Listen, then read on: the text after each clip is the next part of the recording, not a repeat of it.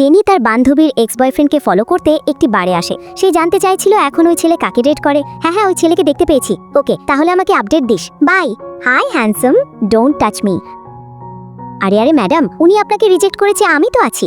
ইয়াশ অতিরিক্ত ড্রিঙ্ক করে ঠিকমতো হাঁটতেও পারছিল না। এই সুযোগে জেনি ইচ্ছে করেই তার কোটে ড্রিঙ্ক ফেলে দেয়। ইয়াশের অ্যাটেনশন তার দিকে নিতে চায়। সরি, আমি খেয়াল করি নাই। It's okay. এসব করে আমার কাছ থেকে অ্যাটেনশন পাবেন না। বেটার হয় অন্য কাউকে দেখেন। কি বললেন আপনি?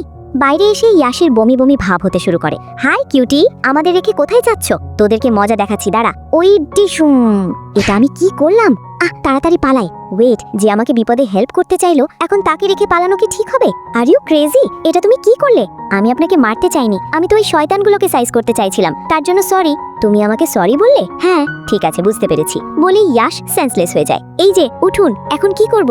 দেখি ওনার বাড়ির অ্যাড্রেস পাই কিনা। জেনি ওকে বাড়িতে নিয়ে আসে। কি হলো? আমার পা ছাড়ুন। আরে ছাড়ুন বলছি। ইয়াশের কাছ থেকে ছুটতে গিয়ে ও আরো কাছে চলে আসে। তখনই বাসায় প্রবেশ ওর ছোট ভাই। এই মেয়ে, কে আপনি? আপনি আমার পিক উঠালেন কেন?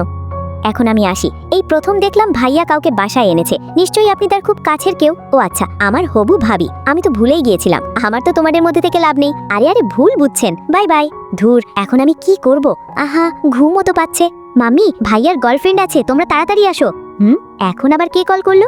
এটা কে? আউ, এত জোরে সাউন্ড হলো কেন? ভাইয়া, কি হয়েছে? তুমি এখানে কি করছো? ভাইয়া, আর ইউ ওকে? এসব কি ব্রো?